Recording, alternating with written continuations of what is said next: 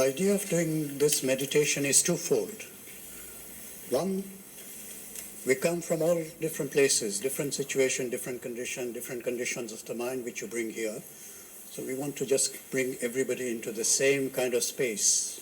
The mental space in which we are, we want to bring everybody in the same kind of mental space. Secondly, it is to kind of teach you this technique of meditation which you can try on a daily basis, because it's a powerful way of doing the meditation. This is a special type of meditation. It is called Advaita Vedantic meditation, because it takes you beyond the body-mind intellect. And as many of you will know, that Advaita Vedanta is a monistic philosophy which believes in one reality.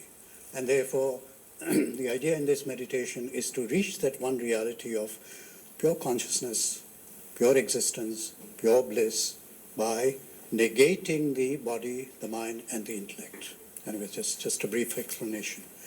So welcome to the Living Through the Gita course. And as I was saying earlier, this is really about taking the principles and the precepts of the Bhagavad Gita in its essence, but without losing the detail of this knowledge, and then to be able to put it into practice. And Lord Krishna himself says that there are two outcomes which are so precious to have in our life. Even while we are making journey to the ultimate destination, which is one of moksha, which is one of self-realization, there is a tremendous amount of psychological and spiritual wealth to be gained. And out of that, he points out two very important things which are the outcomes of the practice of this knowledge. Number one, equanimity of the mind. This is called samabuddhi, samatvam bhava. This is called samatvam. This is the equanimity of the mind. What do we mean by equanimity of the mind? Is that sometimes we are like blown about like the leaf of an autumn, which flies about because the breeze takes it this way and the wind takes it that way, and we are flown about everywhere, right? And in our life, we come across many challenges, which is going to throw us this way, that way, and everywhere. Small things, big things, huge things, crises. In spite of all these differing conditions of life and changing conditions of the life, we come to a state of equanimity whereby that internal strength is so much that you are able to withstand any challenge in your life. Okay? Number one, equanimity of the mind. Number two, dexterity in action. Dexterity in action means what? It means that you are able to function in life in such a way that you make the right choices and do the right thing at the right time, at the right place, for the right reason. And that becomes such a natural way of functioning in the world that it contributes to the equanimity of the mind, and the equanimity of the mind contributes to your functionality in your day-to-day life. Who doesn't want to have that? You're free to leave the class. Everybody wants this, right? Equanimity of the mind and dexterity in action. And he gives lots more things as well, but these are the ones which he points out quite often. So this is what we are looking for, and therefore the practice. Without the practice, we are not going to get it. Because without the practice, knowledge remains where? It remains in the head. And if it remains in the head, it will make some difference, but it's not going to make the difference which we can get by practicing this knowledge. Okay, so let's start. So living through the Gita, what is it? I've explained some of the things to you. It is about human being. How does a human being? This is about a human being. What does it mean to be a human being? Now, you may not have thought about what are you talking about. I'm a human being, what are you saying? But there is a concept behind the idea of human being. What does it mean to be a human being? What is the human condition? What is the condition of the body, mind, intellect? What is the condition of the human being in relationship to the world? What are the different layers of this human being, and how do they interact and how do they function in our day-to-day life? Human condition. And what is the human quest? What is everybody looking for in this human being? Being a human, what are you looking for? If I ask you now, what are you looking for in your life, what would you say? Anybody? Huh? Happiness. Love, peace and happiness. Love, peace and happiness. Okay. Anybody else who is looking for something else? Ultimately, everybody is looking. Oh yeah. Okay. So Jiten Bhai is a bit advanced, so he's looking for realization. But in our day-to-day transactions, what we are looking for is peace, contentment, and happiness, right? And this is what the quest is on a day-to-day basis. And we understand quest in many different ways as well. And I will explain to you further on as to what kind of quest are we engaged in our day-to-day life, and what are we expecting. So in my retreats and in some of my workshops, I do something called a deathbed meditation. Very interesting meditation. I take you through a guided meditation whereby you kind of imagine yourself or visualize yourself at the end of your life. And you're looking back and you're saying to yourself, what have I done with my life? What have I achieved? What was the quest of my life? What meaning did I give to my life? All these questions begin to arise in your mind. Something begins to shift in your mind. Oh my God, imagine I was in that deathbed at this time. What would I be thinking about? Very powerful meditation. So this is the quest of life. Everybody is looking for something. But what are you looking for? Why are you looking for that which everybody else is not looking for? Or why are you looking for things which everybody else is looking for? Fundamentally, all human beings are looking for only two things. Number one, it's a quest for happiness. Number two, is a quest of avoiding pain and suffering. Think of whatever you've done in the last 24 hours, it will be related to these two things and nothing else. Okay?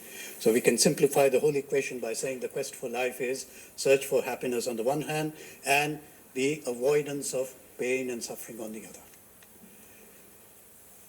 Experiential learning, this is what this program is all about. Experiential learning means what? Making the best of the teaching by practice and by learning through practice. Okay?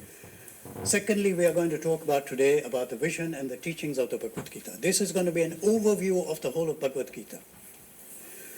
So it is going to give an overview as well as a roadmap, because when we are making a journey, what do we need? We need a map, because we need to know where we are, and we need to know where we want to get to, and therefore we need to know the pathways and the roadways through which we are going to travel in order to reach the destination. So this is an overview and the roadmap which I'm going to present today, and I want you to kind of reflect on all these slides, which I'm going to send to everybody who is subscribed to this course, to go over it again and again so that you get this roadmap very clearly in your mind. So that when we get into the details, then you know exactly where we are, on what road are we, and what are we going to be practicing. Okay? And this will mean an introduction to the Bhagavad Gita, the overall structure and the flow of the thought, and the paths of yoga, the key concepts, and the relevance of Bhagavad Gita today. Because, why do we need to study this book which was written 10,000 years ago? What relevance? I keep on getting asked this question again and again. This is for 10,000 years. What relevance does it have today? Of course it has relevance, and I'll show you why it has relevance as well. Okay, so these are the two main things I'm going to talk about. So let's start with living through the Gita. What is it? Let's talk a bit about the human being, human condition, and the quest. Okay, so what happens? We find ourselves as a human being in the world. At a certain age, we begin to experience the world through our subjective individual identity.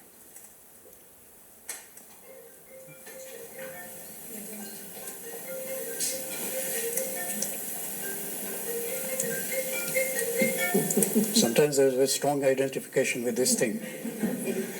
So at a certain age, we begin to identify ourselves as this individual in a world which has already been formed and it is already existing.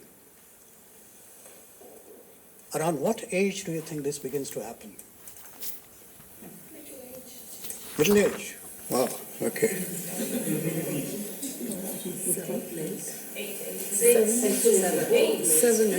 7, 8? Yeah? Abhijit, you are saying something? Yeah, I was going to say 3 years, okay. So somewhere between 3 years and 5 years, the child begins to say I, instead of saying the name and saying the name of whatever the child is saying, this wants this. Instead of saying that, it says, I want this. Something has happened. Something has shifted inside the mind of the child to make it think that I am now a subject living in an objective world. This is our existential given, what is known as the existential given. We find ourselves thrown into the world and we find ourselves surrounded by so many things, right? And in the early years of our life, we are surrounded by the significant people in our life. Okay. And that begins to formulate our sense of who we are, what we are, and so on. This is finding yourself as a human being. Human beings are complex bio, socio, psycho, spiritual beings. We got a biological identity, we got a social identity, we got a psychological identity, and we got a spiritual identity. So it's a complex identity which we have. And what happens experiencing life through time and space right from the cradle up to the cremation. We find ourselves life which is full of experiences. Experience means what? What am I thinking? What am I feeling? What am I doing? And what am I feeling in my body as well, right up to my intellect? What is going on in terms of my experience? Experiencing moment to moment is happening all the time. Having thoughts, feelings, carrying out actions, connecting to the world around us. This is what is totally going on. And we are not independent, existing on our own. We can't exist in a vacuum, but we are dependent and contingent. Okay. So these are some very, familiar facts, but just to remind ourselves that this is what is called being human. Okay? And because Bhagavad Gita deals with this idea of what it is to be a human being. What is this human identity? And how does it function in a day-to-day life in a mistaken way so that sorrow and suffering keeps on coming again and again and again and again? Okay? That's why I'm trying to describe this aspect of being in the world, the human being in the world. Okay? And what is the human condition? We find ourselves as conscious beings existing in the world and the relationship with the world. So most of the time we are conscious, but many times during the day we live automatically. We're not even thinking, just on a reactive cycle of thinking, feeling, and behaving. So consciousness also has got its own meaning in terms of what does it mean to be conscious in the moment. If I tell you, are you conscious? What are you going to say? Yes. Yes? Sure? Absolutely. Sure? 100%? Even conscious, when I say conscious, are you conscious or not, there are degrees of that as well. What are you conscious of at this moment? What is the scope of your consciousness? What is the range of your consciousness? What are the things which are included in your consciousness? Which are the things which are excluded from your consciousness at this very moment? Okay? So being conscious is also something to be thought about. Okay? We struggle to make sense of what we are, where we are, what this world is all about, right? This is another thing. We are thrown into an already existing world with people who tell us who we are and what the world is all about, because they've been here before, right? So they know all about the world, they know about you, they know about, the existence which is going on, and they tell you, no, this is what it is, this is called, this is what this is called, this is who this person is, this is how you live in the world, this is what you do. See, already formulated. You have no choice but to be in that world and thrown in that world which is already existing. Again, important point as far as Bhagavad Gita is concerned, because Arjuna is thrown where? In the middle of the battlefield, and he finds himself in that kind of condition, and his response, his reaction to that condition is what? One of grief. Okay? So again, these are important points to remember, and to ask yourself these questions about yourself. It is not about somebody else. It's about you and me. Okay? So we are told what to do and why to do it, what not to do and why not to do it. What does it mean when we are told what to do and what not to do and why to do it and why not to do it? What is that all about? What do you think that is all about?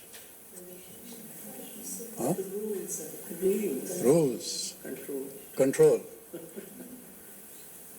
Rules and control. Order. Okay? What else? I'm looking for a particular word. No? No? Okay, I'll put you out of misery. It's called choice. When somebody tells me what to do and why to do it, somebody else is making the choice for me. How many of your choices do you make for yourself? Tell me, are you absolutely autonomous in making your choices? Think about it. Okay? So we absorb all these givens and to find and define ourselves through our lives. Okay? And this is a definition of our own identity, which comes about as we experience life, as we are moving along in our life. Okay? And in the process, we experience all kinds of dilemmas, paradoxes, tensions, challenges, which we have to navigate ourselves through. Who is having a challenge in his life or her life at this moment? No, don't fear to put up your hand, because everybody I know is having one kind of challenge or the other. Good. Okay. So that is the human condition. And what about the human quest? What life? Again, very simple questions. You may say, what are we doing here? Living through the Gita, asking this kind of questions. Everything is relevant. Okay? And everything is relevant to our study of the Bhagavad Gita. That's why I'm asking some of these questions now, so that we begin to frame our thinking about the Bhagavad Gita. Okay? What life? What life are you talking about? What is this question? How would you answer this?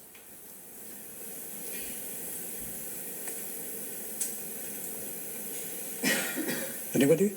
This life, your duties. Your duties? What are we seeking? No.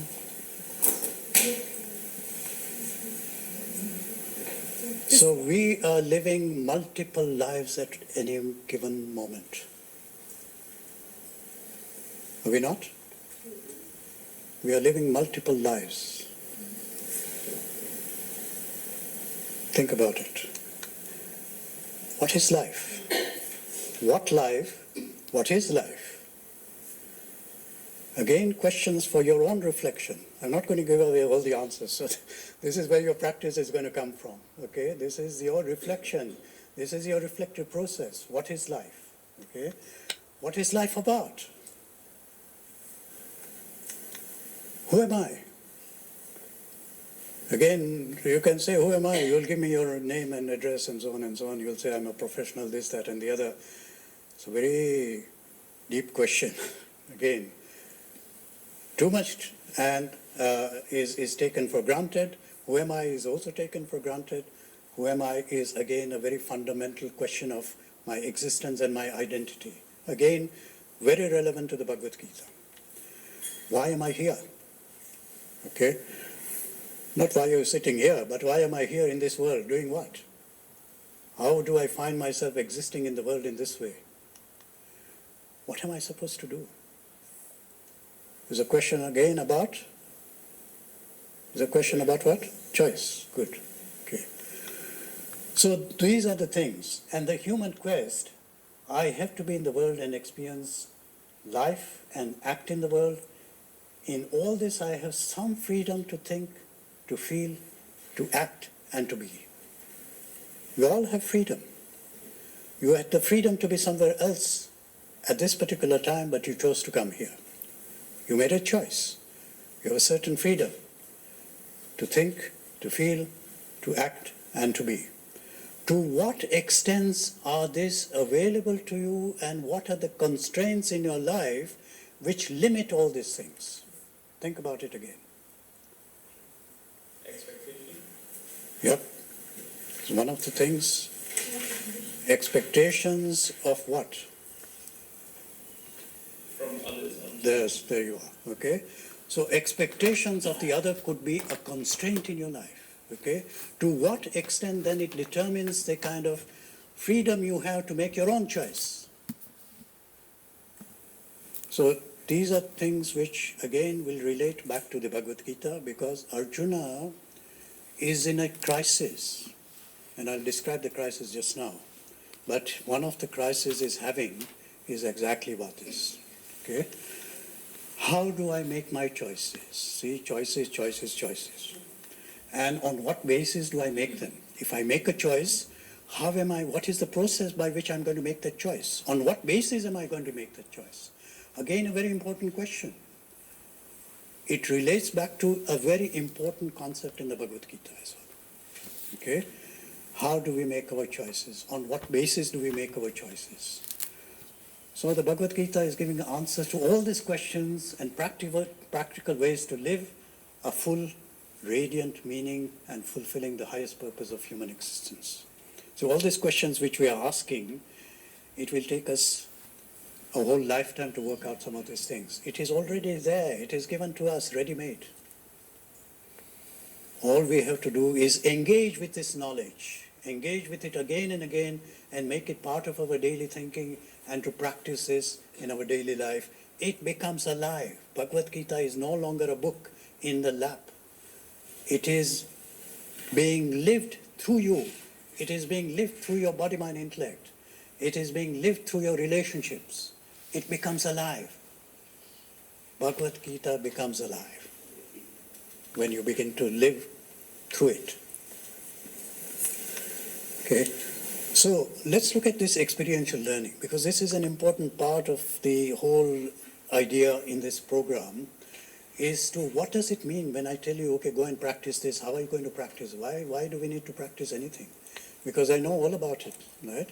So this component of this program is called experiential learning, and I want to explain a bit about that, because for the next 1 month, you're going to be practicing some of the things which I'm going to give you homework for, okay? So you need to know how to do it, how to do your homework. And the funny thing about this thing is, what do you think the funny thing is? Is that there is no cheating in this homework. There is no cheating. Why? Because there is no right answer. Only you know the answer, because it is your life, it is your experience, it is what you are going to think about, it is your reflection. Okay? So this is why this experiential learning is important for each one of you. Okay? So here is what we are going to do. Knowledge which is going to be presented to you in a way in which you can understand it, reflect on it, digest it, and make it your own reflection. And through that, you begin to understand how to practice this knowledge, how to put it into practice. And that practice leads step by step into an inner transformation. This is a formula, okay? This is a formula we're going to use in terms of the relationship between the practice and the knowledge, And the outcome of that knowledge and practice is inner transformation. In terms of the Bhagavad Gita, we can translate this into another equation, which is called suffering, sattvification to self-realization. Okay? So we are in this human condition whereby suffering every day about this, that, and the other. This particular person has come back into my life and giving me so much sorrow. I wish I could say something to him, but suffering is coming to me in this package. Okay, one way or the other, suffering is always coming through the three sources of suffering. Anybody know? Good. Okay, Adidevik means which one?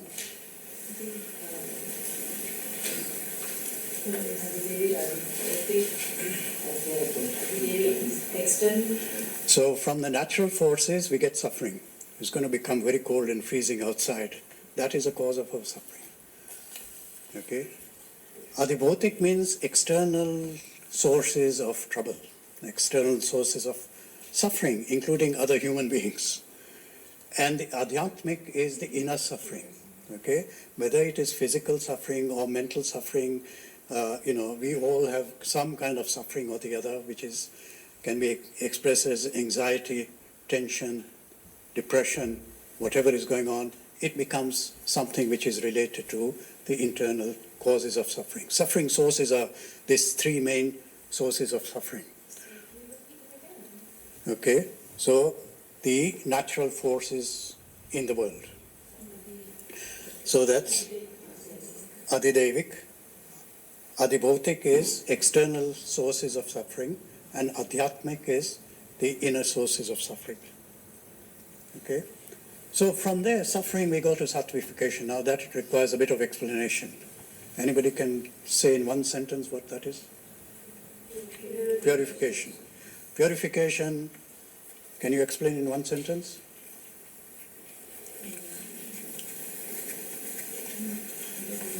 Just testing where you are so that I can know what to say and what not to say.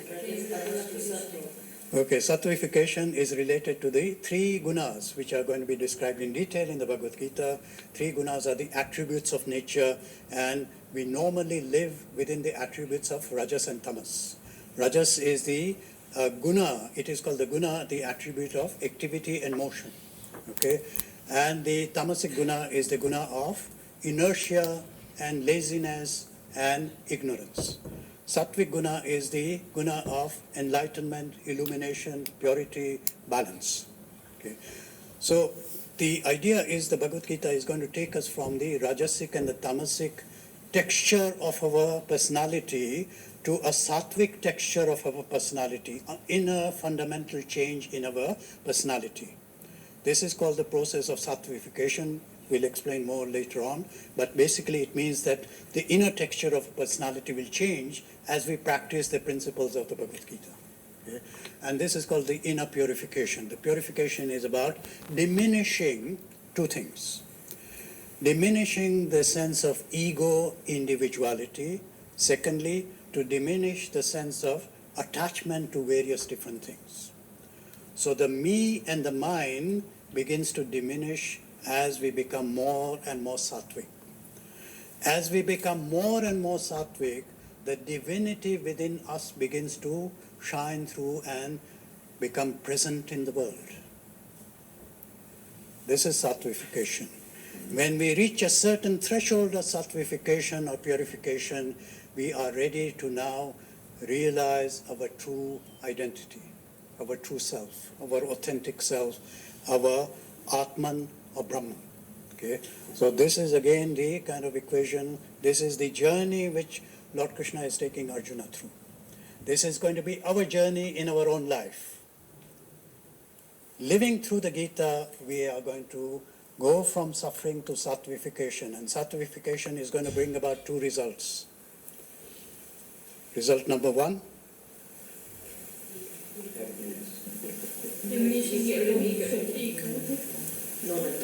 I mentioned this about 5-6 minutes ago. What are the two outcomes Bhagavad Gita gives us? Equanimity, dexterity in action. Sattvification is going to lead slowly towards achieving those two things in our life. Okay? So this is the kind of logic which is there behind the Bhagavad Gita. Okay? So why intellectual knowledge is not enough? And I think we all understand intellectual knowledge is not enough, because even if you understand something, it can give you an idea about what it is, but the experience of it is something else altogether. So knowledge and the practice of knowledge strengthens the knowledge, as well as not only internalizing it as part and parcel of our inner psyche, but also it brings about the expression of this knowledge in our life. So knowledge is not enough, therefore it requires practice. And why do we need experience? Is because we want to put this knowledge into practice and experience the result of that practice, and it becomes part and parcel of our inner makeup. Again, there is a psychology behind all this as to how this actually works. Okay? And it is called the theory of the samskaras. And I don't want to go too much into detail about this at the moment, but really it means that impressions are being continuously created, and as you change the impressions, so also the fundamental nature begins to also change. Okay? So this is called the loop of life. Some of you may be familiar with that. Now, this is the learning cycle. First thing is what you are doing now. Listening, shravanam. Listening is not just from one end of the ear to the other end. Okay? Listening is a proactive listening. Listening with an agenda. You are listening with an agenda. Listening proactively. What does that mean? It means I'm watching out for something. I'm watching out for the logic, I'm watching out for the reasoning, I'm watching out for the idea, I'm watching out for the concept, trying to listen to it so that the processing is going on at the same time while I'm listening. Proactive listening. Okay? And this is a skill which needs to be acquired. Most of you will have this skill anyway, because you've gone through this process many times. So after the listening has taken place, there is a deep inner reflection. This is called mananam. So shravanam is the listening, mananam is the reflection which is going on, and then the practicing. So having reflected on it, then I say, okay, I'm going to try it out now. Okay? In modern psychology, it is called behavior experiment. You go out into the world, you're told this is the way to do it. Just like you do an experiment in the lab, you go out and do your behavior experiment. I'm going to try and be selfless today. What does it mean to be selfless? In the thought, word and deed, I'm going to be selfless today for 1 hour. Let me see what happens. Behavior experiment. You find out the result of that experiment. It becomes part and parcel of your practice and your experience. So practicing, listening, reflecting, keeps on going on and on. So once you've done your behavior experiment, you listen to the knowledge again, you practice it again, you reflect on it again, and practice again. So what happens? Practice and focus leads to transformation. This is what is going to happen. Okay?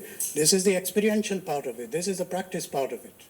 And you have to keep it in mind so that, we are not just listening to this knowledge and say, oh, I heard a very nice talk. Well, nice talk isn't good enough, but what difference is it making in your life?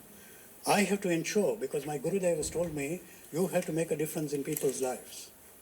I want to make a difference in your life, okay?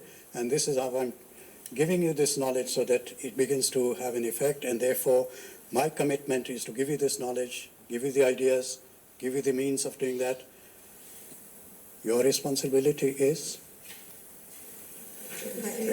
to practice. Okay.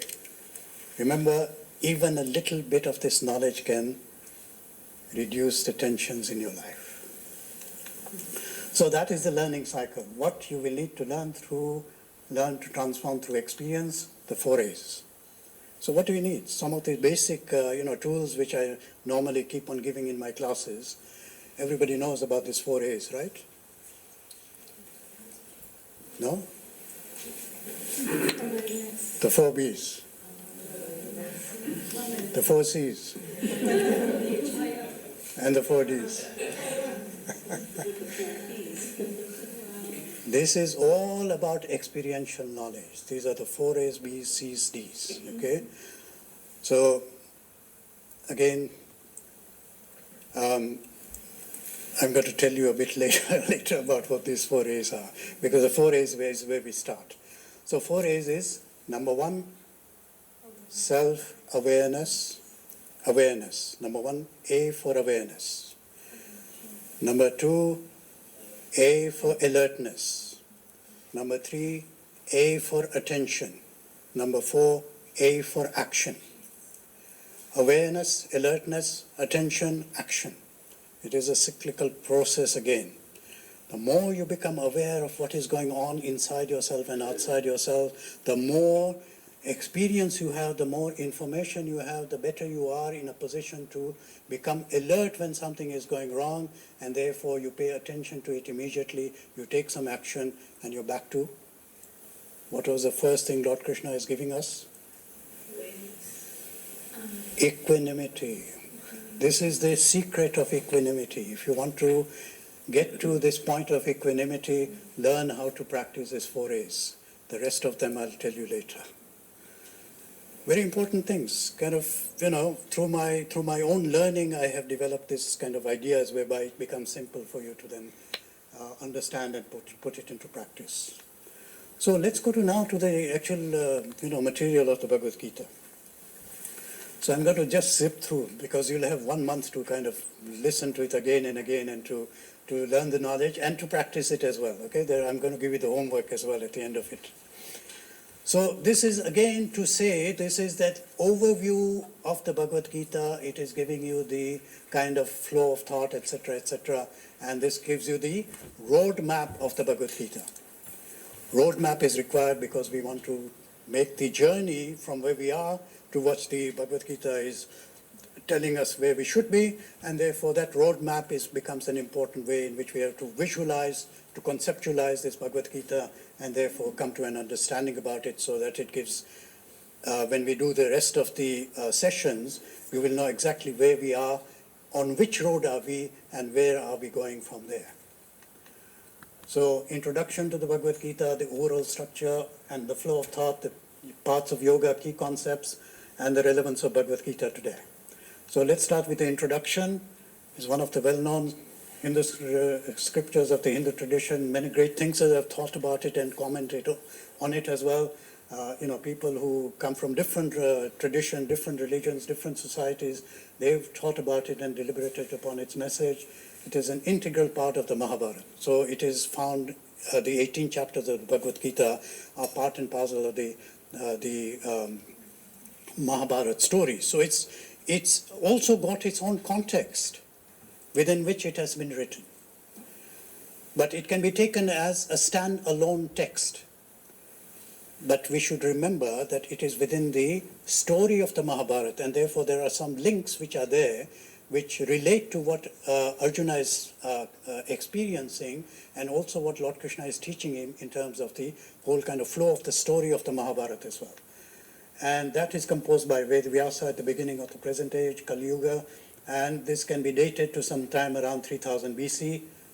This is the exact date when Kali Yuga started. Yes, see, that is a confirmation. So who is born on the February the 18th? Anybody here?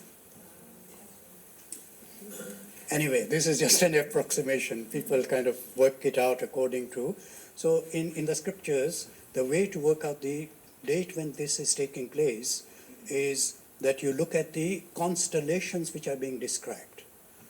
So the astronomers know exactly when that constellation was there, when this particular planet was there in this position at this time.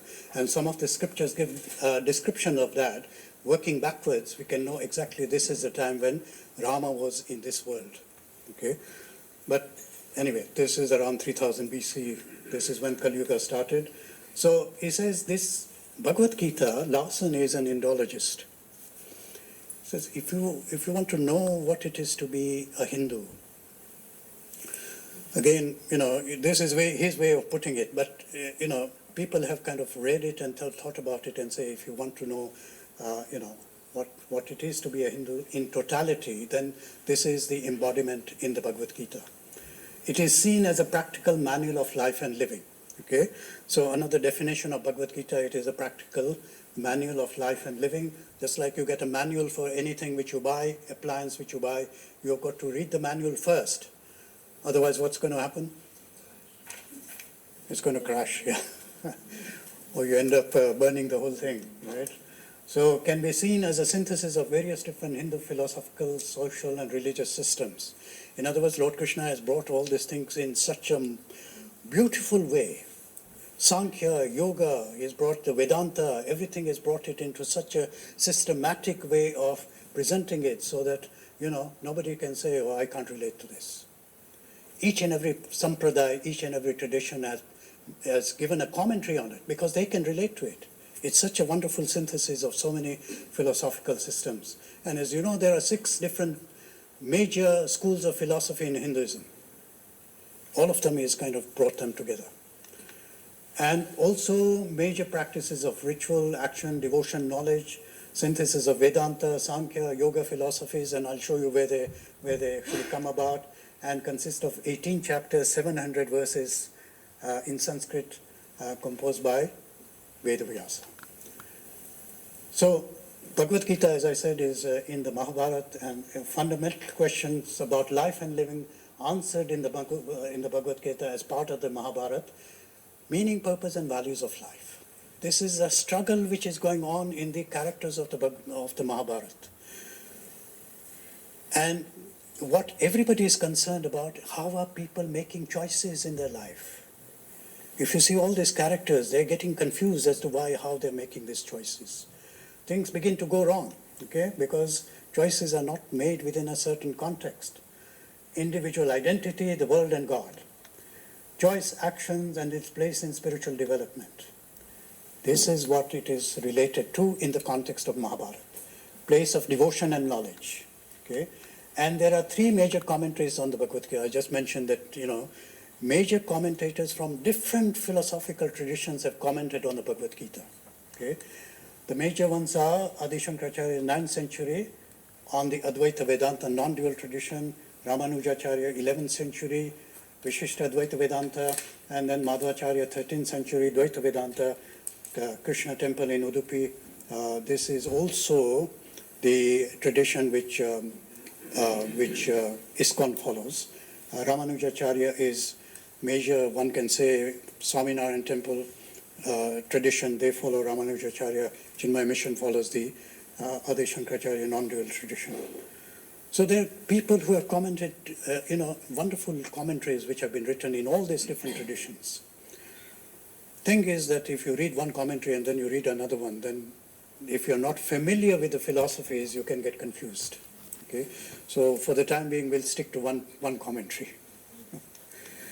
Okay, each commentator, as I said, interprets verses from the tradition, and modern commentators like Srila Prabhupada and Swami Chinmayananda, of course. And let's go to the overall structure.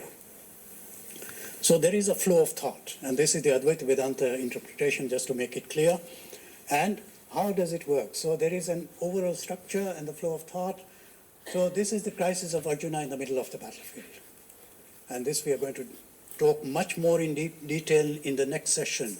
This is again a reminder that this is an overview. Crisis of Arjuna in the middle of the battlefield. He refuses to fight.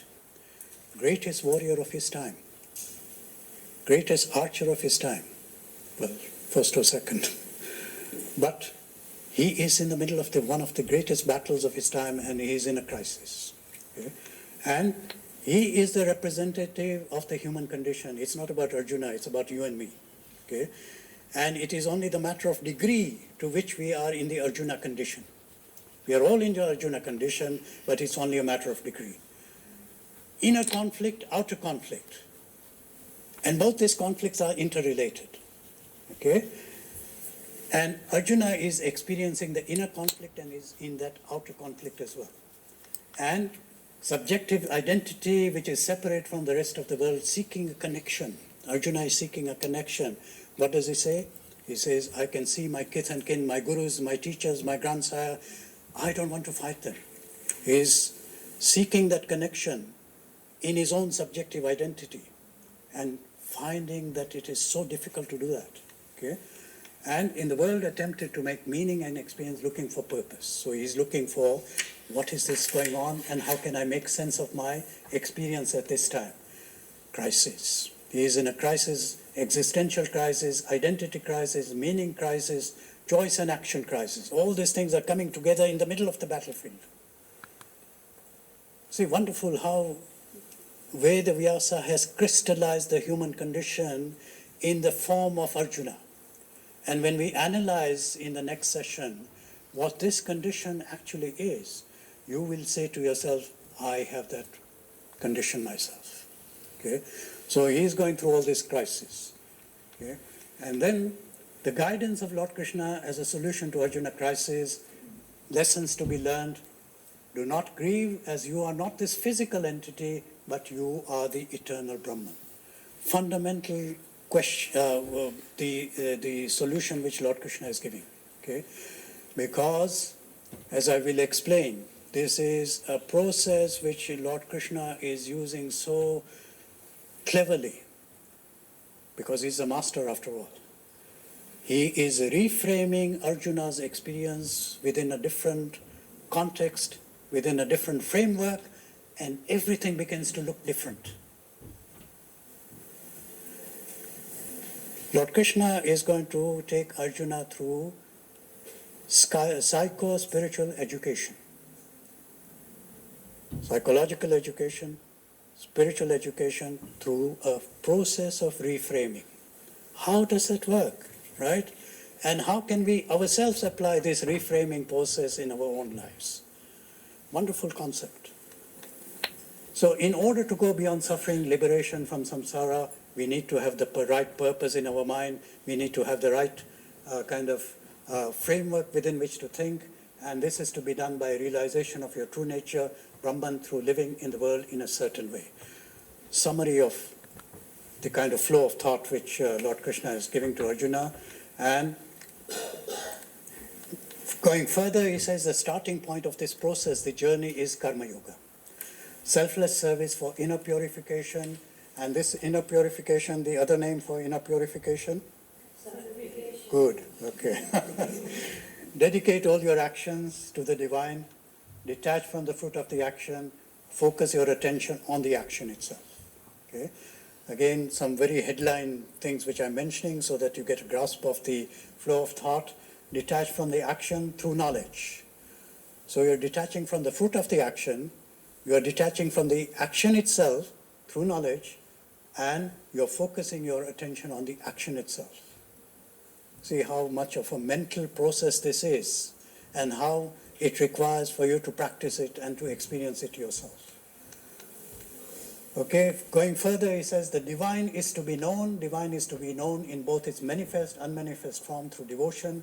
Purification comes through discipline of the intellect, mind, senses in relationship to the divine. Purification is what? Sattvification. So sattvification through devotion. Okay.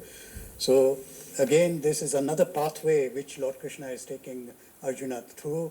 The divine, once your mind has become purified, you are ready for meditation. Through meditation, you can reach realization and discover your true identity, then obtain release from suffering and samsara. Okay. So this is very kind of headline news about Bhagavad Gita. Very simply put, what is the process which is going on?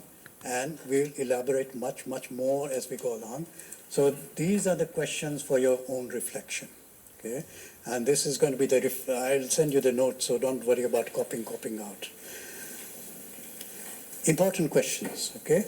And this is going to be your homework for the next month. How would you describe your life condition at the moment? Think about it. What is your life condition at the moment? What is at the forefront of your life? Something which is going on, which is very much, keep on thinking about it, keep on experiencing it. What is at the forefront of your life? What are your struggles, conflicts, concerns, anxieties? What are your pressure points at the moment? Everybody has got a pressure point at the moment which is being pressed. Okay? Everybody knows, right? And what is your perception of the world at the moment? Because your inner experience measures the outer experience as well. How you're feeling inwards, if you're feeling very depressed, everything seems depressing. Even if it's a fine sunny day, seems very depressing because the inner mood, the perception of the outer world is dependent on that. How do you make your choices in life, and on what basis do you think about it? Suppose you tell yourself, well, the last week, what choices have I made? How did I arrive at those choices? Was it somebody else who was telling me, or did I make those choices myself? Did I make a choice in a compromising way? Did I make this choice and took responsibility for it? How did I make these choices? What do you think is the purpose of life? And as you are living it now, not as you imagine the purpose of your life, but what are you living now which gives meaning and purpose to your life? In other words, what is the implicit purpose and meaning in your life? So these questions I'm going to again repeat at the end of the session, but these are questions for the whole month for you to reflect on. I'll give you some more exercises as well. Okay, the key concept, yogi and yoga, creation, selfless service, devotion, knowledge and yoga. Of course, this also includes the concept of Dharma, which is very central to the Bhagavad Gita. And finally, moksha. These are the key concepts in the Bhagavad Gita, nature of God. So, yoga and yogis. Krishna uses the word yoga 85 times and yogi 29 times. I actually counted these things. Can you believe? Of course, you can do a word search on it now, so then you don't have to count. So, which means it's an important idea. Yoga and yogis. Who is a yogi? Who is the perfect yogi? Who is a dull yogi? Okay?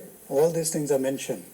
All the chapters have been named as yoga as well. He talks about these ideas in the context of Sankhya, Yoga, and Vedanta, presents a synthesis of these systems of thought through thought and practice of yoga. So yoga and yogis comes again and again in the Bhagavad Gita. So we'll understand what it means to be a yogi. So as from this session onwards, all of you are yogis. Good. Even if you're not, you keep on telling us, I'm a yogi now, okay? So, what is yoga? He says, perform action. Now, this is the verses which I'm going to just briefly touch on. Abandoning attachment, being steadfast in yoga and balanced in success and failure. Evenness of the mind is called yoga. Remember, equanimity of the mind. Very first thing which Lord Krishna is going to give us as a gift if we practice. This is what is going to be given to us. Endowed with wisdom, evenness of the mind, one cast of the life, both the good deeds and the evil deeds. Therefore, devote yourself to yoga because skill in action is yoga. Dexterity in action. This is the result number 2 I was talking about. Okay? Right at the very forefront, he talks about these things. Chapter number 2, verse number 48 and number 50. He's talking about exactly what yoga is. This is his definition of yoga and the context in which you're going to get this particular outcome. Creation. He talks about creation in chapter number 7. God is the primal creator, controller of the world, and pervades the whole world as Prakriti and the individuals. God is here now, present. He's here now. Yes? Can you feel him? Can you see him? Yes? Okay. Somebody is nodding very vigorously, so we'll have to ask her what she's experiencing. The whole cosmic order is under me. This cosmic order, the universe as it is functioning now, as you are functioning in your own universe, this is under me, under my will. It is automatically manifested again and again. Under my will, it is annihilated right at the end. Controller of the universe. And he says the material nature, which is one of my energies, is working under my direction, producing all moving and non-moving things. So when I say, can you see God? Yes, I can see God, because I can see movement. I can see inanimate things, things which are not moving.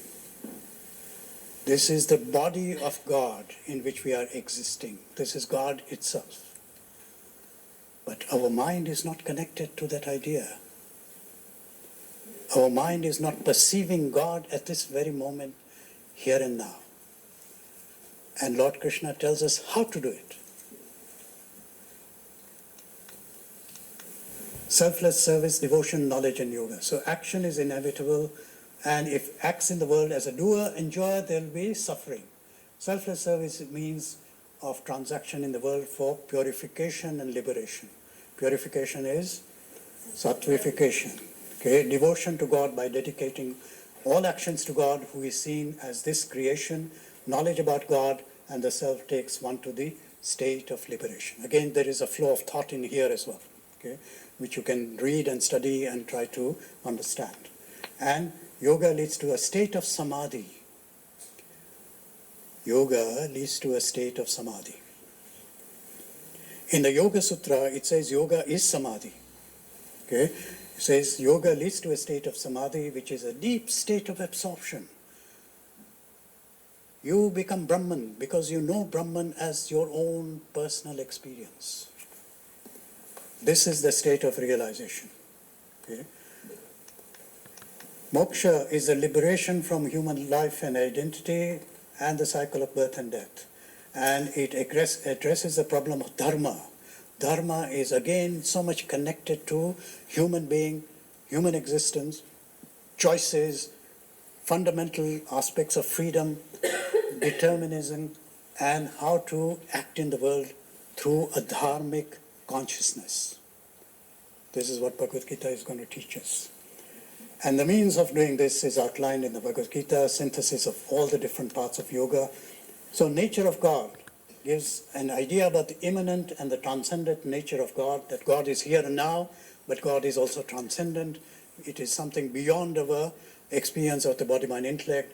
And he says the reason for God's immanent incarnation in a name and form is clearly given in the chapter number 4, 7, and 8, which he himself declares that whenever there is a decline of Dharma, rise of Adharma, I manifest myself for the protection of the pious, destruction of the evildoers, establishing virtue.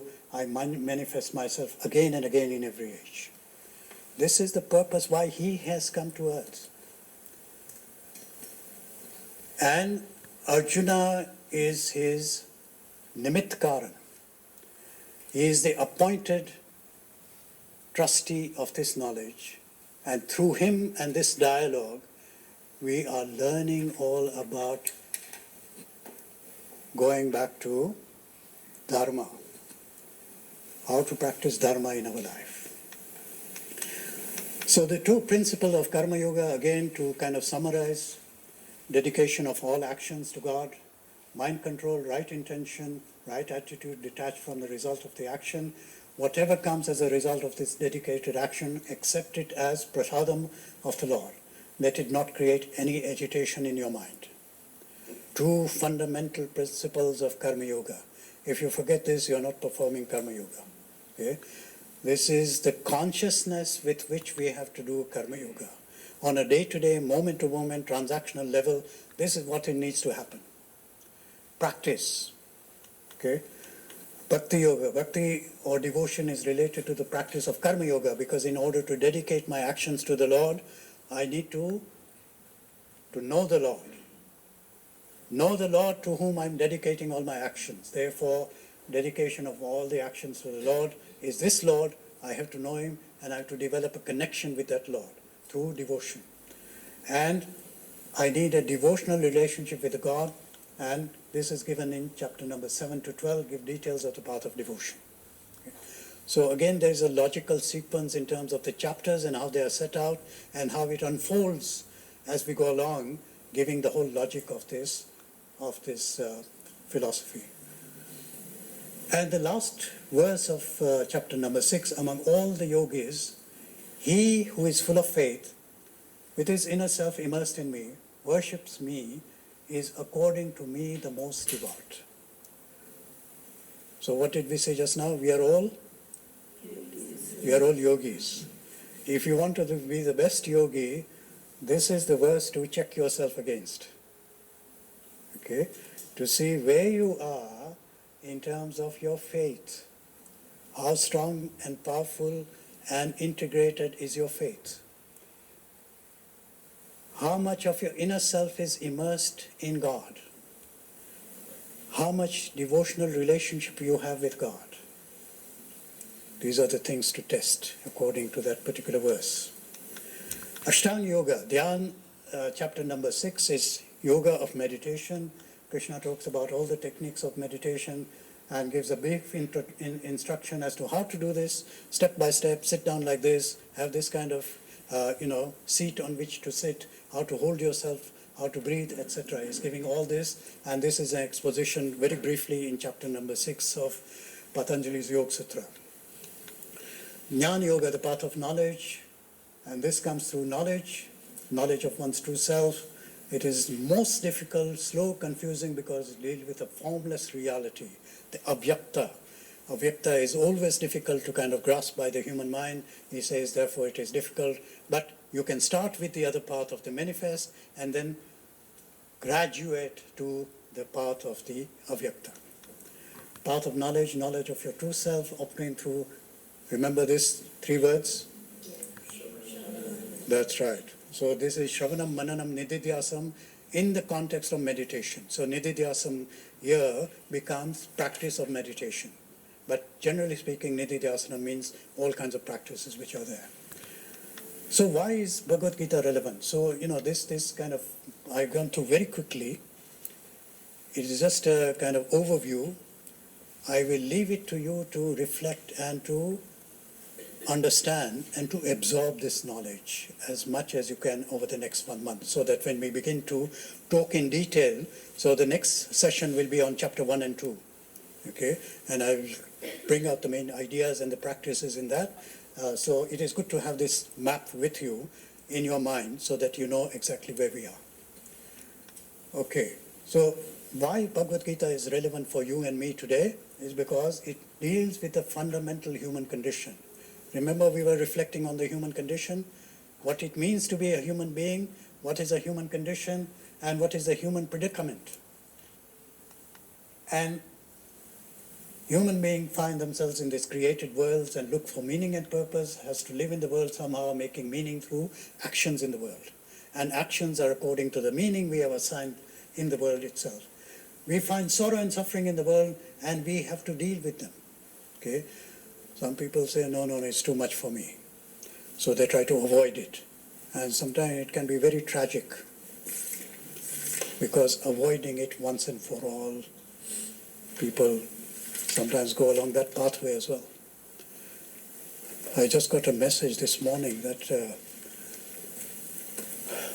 one of my friend's daughter's friend, 15-year-old, threw herself out of the window,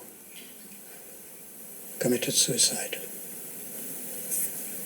Too much. Suffering was so much. 15-year-old. Imagine. So this sorrow and suffering is a reality in your life, my life. But what do we do about it? Okay? These are the kind of things which Bhagavad Gita is teaching us, how to deal with sorrow and suffering in our life. So this predicament has been since the existence of human beings, and therefore it is relevant today. Human mind struggles as Arjuna did 5,000 years ago. As Arjuna was struggling, we are also struggling. It is only the difference in degree.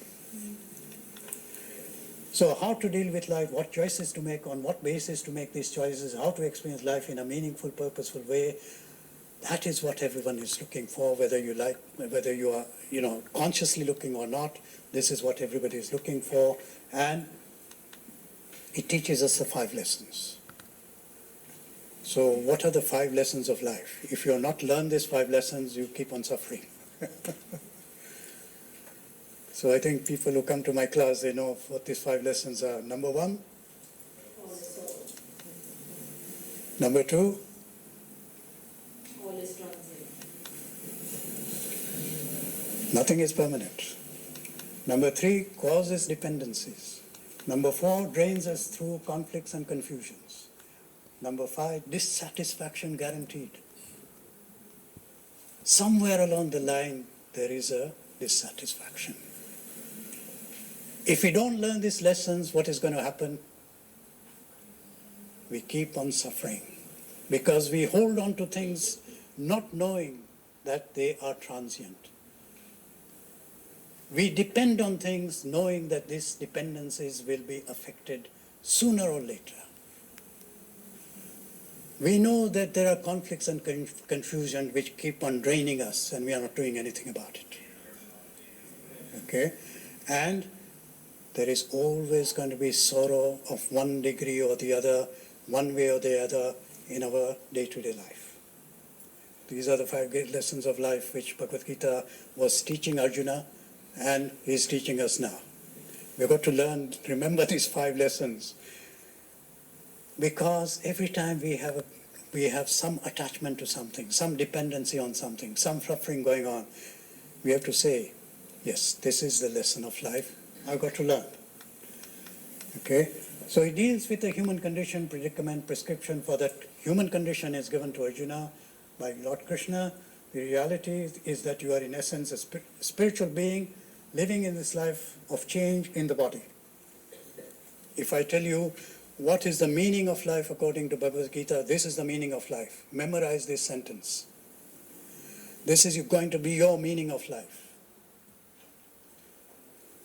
If anybody tells you what is the meaning of your life, you're going to say, I'm actually a spiritual being living in an embodied form.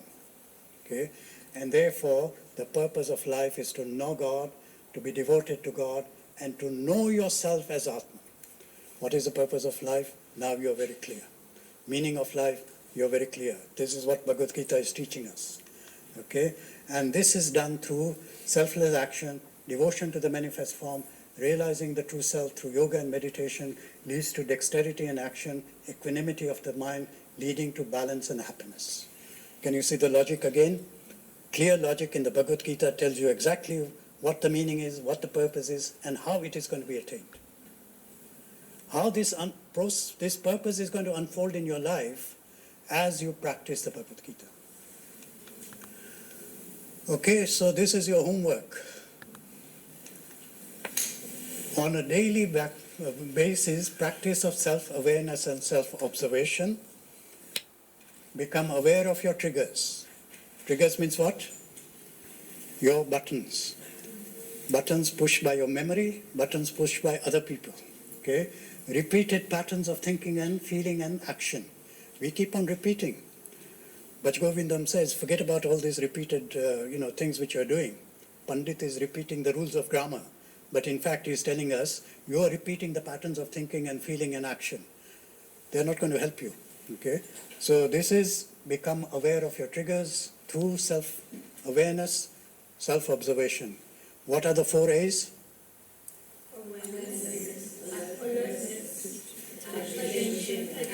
Good. Okay. So this is where this becomes relevant. Okay? Self-awareness. What am I feeling now? Check in with yourself.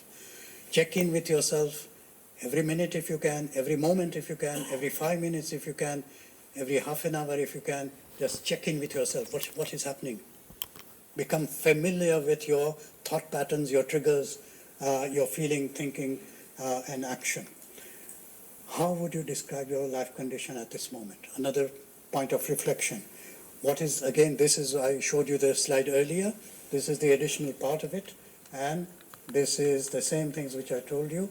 How do you make choices in your life and on what basis? But added to that is the other daily practice, becoming aware of your triggers, repeated patterns, and so on and so on.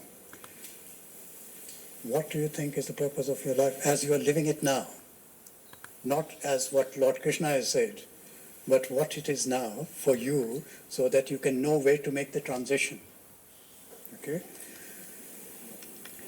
So, and These are questions for reflection again. What life? What is life? What is life about? Who am I? Why am I here? What am I supposed to do? And thank you very much.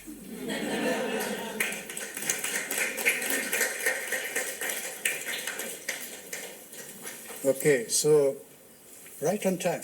But if you have any questions, you can private message me. If you feel brave enough, you can put it on the WhatsApp group, and then everybody can contribute to the discussion. So the idea in the WhatsApp group is not to put random things on it. Please don't do that. Please don't put any forwards in it. Okay? Don't say, oh, this is very exciting, this is talking about Bhagavad Gita and so on. Don't do that. This is purely for our discussion as yogis. We are now yogis. So these are yogis discussing about yoga and Bhagavad Gita. If you have any question, you can put it on it. And if you have got an answer to that question, you can also participate by putting it on the WhatsApp group. Okay? So just a bit of etiquette about our group. Those of you who have not registered on the WhatsApp group yet? Not yet? Okay. So please find the link. The link is already in the email. Yeah, it's in the email. If you don't have the email, let me know, then I can forward you the email. Oh, it's on the website as well. Sorry, it's on the website as well. But the link to the WhatsApp is on the email. Yeah, so I will send you the email in case you don't have it. Come and see me. I'll put your name down and forward it to you.